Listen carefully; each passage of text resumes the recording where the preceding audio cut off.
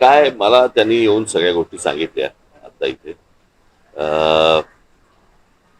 प्रश्न असा आहे की अजित पवार गेल्यानंतर अनेक संशयाची भूतं ही अजूनही फिरतायत त्या सगळ्या गोष्टीच्या अपघाताच्या मागे. मध्यंतरी मी कोणाशी तरी बोललो होतो की अपघात धोक्याने झाला का धोक्याने झाला हे करून घ्यायचं नाही, तर तुम्ही अधिकाऱ्यांना काय दोष देणार?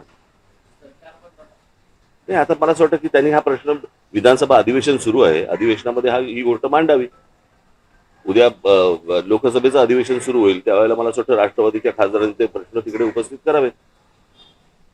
मला एवढंच फक्त परत सरते शेवटी म्हणायचंय, सरकारी दबावामुळे FIR जर नोंदवला जात नसेल, तेही अजित पवारांसारख्या व्यक्तीसाठी, तर याच्यात काय नेमकं काळबेरं आहे ते मला असं वाटतं सरकारला सांगावं तर लागेलच निश्चित.